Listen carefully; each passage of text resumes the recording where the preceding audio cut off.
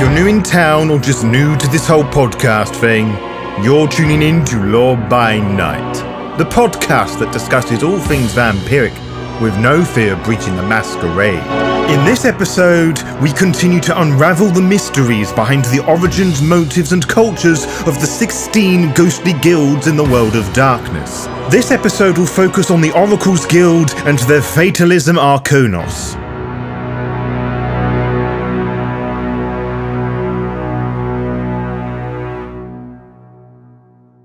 Here in the Phoenix Institute, we believe fate is not preordained, but it is malleable. The only definites are life and death. Our line of work focuses on the strange purgatory in between. Of course, you may believe whatever you wish, and I will hold no judgment whatsoever. However, the reason why we believe this is that we have had encounters with a fair few wraiths and collected countless research notes from various sources that prove this philosophy to be the case. Of course, there is just as much evidence to disprove this as well, so there is plenty to learn and relearn. As you may have guessed, I am obviously talking about the gifts of the Oracles, one of the working guilds of the Stygian Empire, and their Arcanos, Fatalism. But who are they, and what exactly do they do with this unique power? Well, let us start with the latter, the Fatalism Arcanos, which is quite the curious thing. A wraith's fate is undecided, hence their very existence tethered in the underworld. Simply put, it allows one to see into another's past or future. An oracle does not just peer through the fabrics of time, but can manipulate it. Not by rewriting the past, but those that are well versed in the Arcanos can redefine the fate of another wraith by invoking the blessing of fate itself. There's a lot to that, so allow me to elaborate further. More often than not, it is fate that chooses the oracle. It is more common for said oracles to witness a spontaneous manifestation rather than dig deeper and probe the web of fate, which the oracles and legion of fate that they are so aligned with define as the destiny of a wraith. What fatalism is truly is the ability to read the ultimate mark of fate on their soul. It is more common for an oracle to look into the future of a wraith rather than the past. Few would rather mess in the pasts of questionable wraiths. More frequently, oracles are called by influentially powerful to divine turns of events and the fortunes of those involved. Oracles will dispense as much information as they feel comfortable with. No one knows more than them that pulling too much on the strands of fate may cause things to unravel that were not meant to. Each oracle has their own unique relationship with fatalism, as they channel the forces of fate like the Pardoners and Castigate, which I know you took plenty of notes of at the time. That is not the only similarity between the two, as the oracles often conduct some sort of ceremony. Well, perhaps ceremony is too strong a word, but think tarot cards, runes, twigs, or other props or methods to help focus the oracle to see what they need to see. You also have various scrying methods like pyromancy, scrying using smoke and fire, or giloscopy, scrying by interpreting laughter. There have also been some claims that wraiths can use the entrails of plasmics. No two oracle performs the same way, especially as methods and means fade in and out of fashion. Of course, fatalism will work without these things, but unless the oracle is unusually powerful, the visions are often unfocused and almost impossible to interpret. To dabble with such a force is riddled with danger, as I'm sure you can appreciate, for lack of a better phrase, and I'm not just talking about a false reading, which is rather common. Whilst an indefinite possibility of horrific outcomes could occur, the most common of these are just badly afflicted after seeing bad omens, making them unable to concentrate for up to several hours, or just outright losing control of their gifts. The greatest of all the oracle's personal fears. No prop will stop bringing them safety if that happens. Returning to the tools of the trade, it is said that oracles, guild members, or just well versed in the Fatalism Arcanos have raised scars or tattoo-like patterns representing their preferred form of divination. We are told that said markings move on their own accord, often located on the forehead and arms, but can be located activity just about anywhere on the wraith's corpus. Some claim that these markings dance more than they move. Whether one could read said markings to interpret some sort of message has yet to be properly confirmed, but our research of ours claims this cannot be done. It is often common to find an oracle dressed in gaudy attires, the stereotypical sort you would expect some fortune teller to wear. Many choose to hide their eyes, a custom that is said to be an expression of solidarity with their ancient partners in the Harbinger's Guild. There are many that don't believe such a gift exists, that the oracles, whether they're of the guild of the same name or just well versed with the Arcanos, are just master manipulators with suspicious goals and motives. Naturally, many oracles come to believe strongly in their abilities, and anything that shows them otherwise may meet with strong opposition from them, as Charon once did, to note one particularly potent example. But why is there such suspicion beyond the cosmic abilities? Well, I did allude to it earlier on, but I will state it frankly now. It is the connection and origins with the Legion of Fate, which really makes them the oldest guild. Sort of. According to a potentially mad seer called the Weaver of Fates, some estranged bookkeep of the guild, the oracles begin with the Hand of Fate, the correct title of the Legion of Fate. The Lady of Fate existed in the underworld much longer than Charon and the Death Lords that would soon loathe the existence of the Eighth Legion. Charon was one of the earliest written examples of special deaths in that large portion of the underworld soon to be called Stygia. Before you ask, it is not known how Charon passed, but we have no doubt the only ones who knew the truth were the Lady of Fate, Sister Acceptance, Inachus, who is Charon's personal pardoner, and his shadow. It is also possible that those of the Minori Guild who know a thing or two, but that is a conversation for another time. I think. In any case, it does mean the Fatalism is probably the oldest of the Arcanos, a statement I find myself saying a lot recently. It is not clear what would happen between here and the War of Guilds, as the oracles kept to themselves and very quiet. It is obvious that the Lady of Fate acquired a number of followers with the same Arcanos, making what would become the Oracles Guild one of the oldest gathering of wraiths. We can only guess when gathering became guild, which is probably during the 6th century BCE, so we're talking about the late Bronze Age roughly. There are records that their main guild house is a temple they call the Pantheon Temple, which was lost during an earthquake in the heart of a mighty port acropolis on the island of Santorini. The gilded bulls, white marble, and gold paying tribute to Poseidon and Cleito. Sounds fancy, but the Maionians were. They were, amongst other things, fine craftsmen, making pieces of jewelry, pottery, seals, and figurines. At the height of their civilization between 2000 and 1400 BC, the Minoans developed a palace-centered civilization. The Pantheon Temple, the relic of the actual temple, is said to be in a museum somewhere, is filled with an expansive library filled with records of various visions from across the ages, and a wraith molliated into the strength and shape of a minotaur of ridiculous size is set to guard the temple for as long as the myth of such a creature existing in human consciousness. The horns are said to be shaped from Stygian seal, capable of tossing a wraith 10 feet with the power from its neck alone. I would hate to be the focus of such a deadly creature, but I cannot help but want to study it. Is it the same wraith, or is it replaced every so often? Anyway, let's return back to the guilds. As I said a few minutes ago, the oracles kept to themselves, for the most part, as time, legions, hierarchy, guilds, and everything else built up around them. The oracles foretold the coming of the War of the Guilds and the breaking of them. They knew it was the puppeteers who would be the first to strike up against Charon's Dicta Mortem, and Lord Embers of the Artificers would initiate the coup. Grand High Oracle Selena, the Guildmaster and leader of the Delphic faction of the guild, did not see the need of the oracles to interfere or get directly involved. Many thought the same, as fatalism doesn't affect the quick and does not challenge Charon's word of the dead, the dictum mortem. The oracles had a strict neutrality that preserved the guild. They would open their doors to their temples, sending the finest of Stygia's finest nobles who would pay said guild members handsomely. They saw themselves as holders of a greater purpose above the petty bickering. In fact, many guilds are loath to tangle with the oracles because of their connections, however tenuous, to the Lady of Fate. Although they participated in both, they did so only on the fringes of battles, and were among those who quickly followed the maskers, usurers, haunters, and harbingers out of the latter, or other guilds would say. The truth is a bit more involved than that. When the guild made themselves readily available to all, they allied themselves with the artificers and the sandmen. They contacted the skinlands and supplies respectively.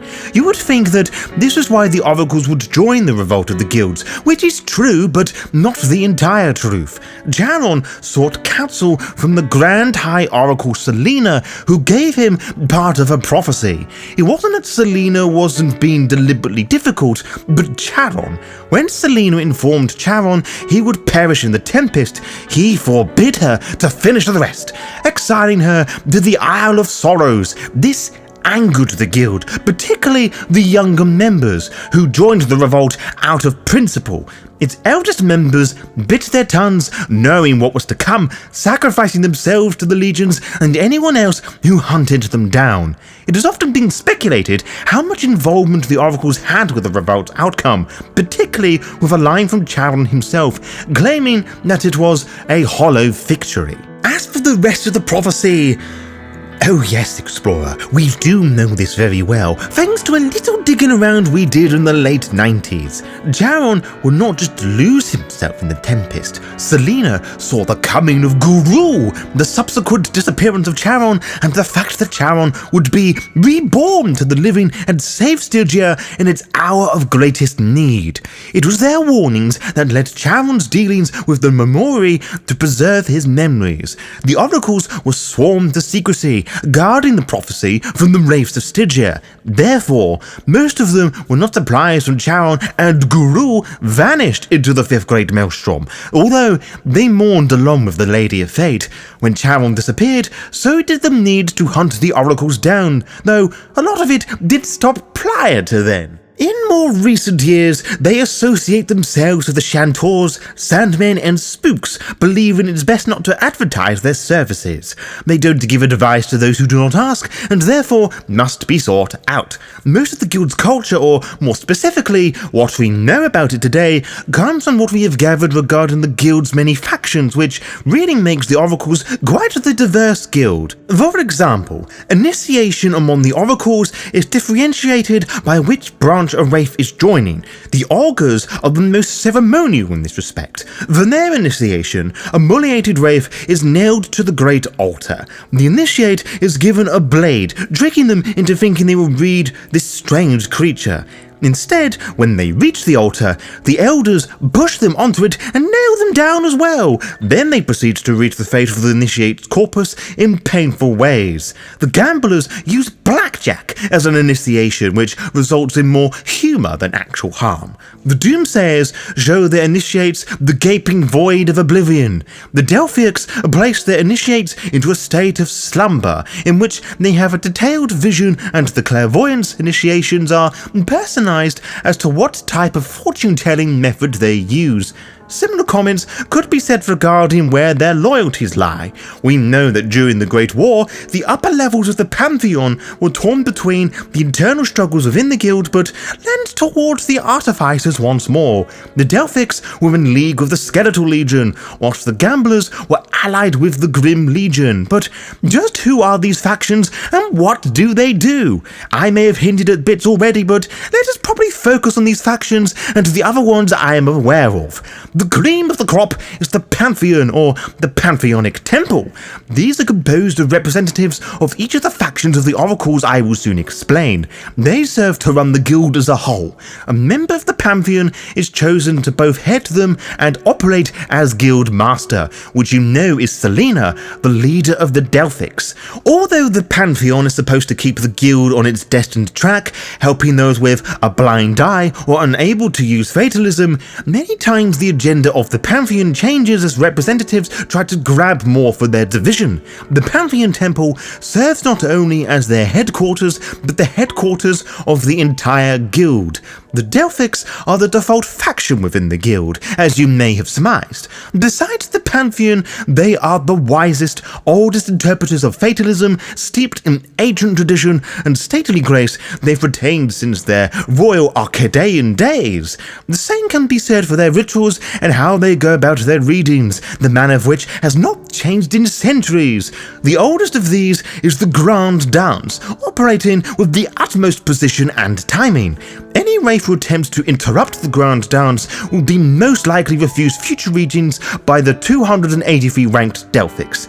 Changing in any form is bad for the Delphics. Yes, that is a lot of members in this faction of the guild, and whilst we at the Institute don't know a great deal more than that, besides the fact it is a highly political environment, gifted Delphics are called Pythons, after the famous oracle in Greece. Usually moliated into androgynous beauties, the Pythons are known for their talents but also their vanity and notions of superiority. Anyone who gets a reading with a Pythian should count themselves very fortunate. Next are the Augurs, followers of old ways. By old, I mean they are primarily practitioners of hepatoscopy, divination by inspecting the livers of animals, and myomancy, the practice of reading omens from the behavior of rats and mice, though I am sure they would allow any ancient division that requires sacrifice. They take death very seriously. Truth is hard, truth is a lesson, and it hurts a lot, and they will accept anything. Drones, legionnaire bargeists, something that has its weight in gold, so to speak. From our understanding, it is the Aleph, the leader of the Augurs, that decides who performs these services and who may wield the sacred artifact, the Blade of Anatum. The Aleph also holds control over the publicity of the oracle so that certain readings remain unknown to the public eye.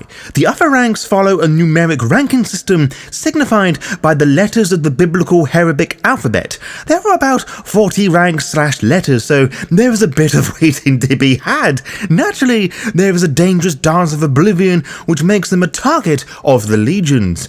Within the Augurs, there is the Blades of Jade, who see themselves more as traditionalists, using the likes of tea readings, properly known as xylomancy. It is said that non-Chinese members of this faction follow these customs as well, taking the best characteristics of the Stoic Delphics and the explorative Augurs. For a more modern approach, the clairvoyants follow strongly in pagan traditions of divining. They use many objects that are now considered New Age to do their readings. Tarot cards, crystals, runes, and even phrenology as methods that clairvoyants use to tell the wraiths their futures. Phrenology, by the way, is a pseudoscience which involves the measurement of bumps on the skulls to predict mental traits, but was mostly discredited as a scientific theory by the 1840s. Brain stuff aside, returning to the more spiritual nature of things, many follow different forms of Wiccan and paganism. Many oracles outside this faction believed to be charlatans. That said, they are the largest of the oracle divisions, as their laid-back attitudes endears them to their customers and outsiders as they travel, byways the underworld over. Clairvoyants are the only faction within the guild to have 2 seats at the Pantheon. The heads of the clairvoyants, Dama de Honor and La Gradaya, represent the feminine and masculine aspects of the faction, whose names I have probably butchered horribly. Although both sit on the Pantheon, they share one vote between them, which they cast together to signify the unity of the oracles. However, the minor factions of the clairvoyants bicker with each other, wanting more recognition. Each subsection represents a different method of reading. They are the Star Seekers that use astrology, the Fetishists that focus on tribal animalism, the Gestures do readings via laughter, the Vanities use mirrors, and the card-carrying members, which obviously focus on tarot readings. For something completely different, the gamblers exploit their abilities on games of chance, using their powers to bid successfully or withdraw when their funds are threatened. Many gamblers run their own games and casinos for wraiths. I'm sure I don't need to tell you how genius and criminal idea that is. Their leader, simply known as the Dealer, occupies a ghost ship that has wrecked itself on the Mississippi River called La Belle La Fatale. The relic ship travels the rivers of death, occupied by a crew of some of the top-ranking oracles and half a dozen spook guild members, which definitely adds to the mafia aesthetic.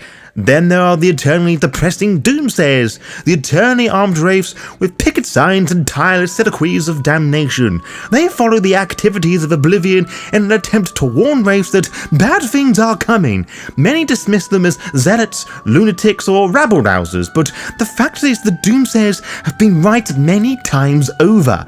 The head of the doomsayers, the Prophet, will occasionally gather his followers together into forums or mass divinings. There is a stable near Hill that is also a favourite gathering place for the doomsayers.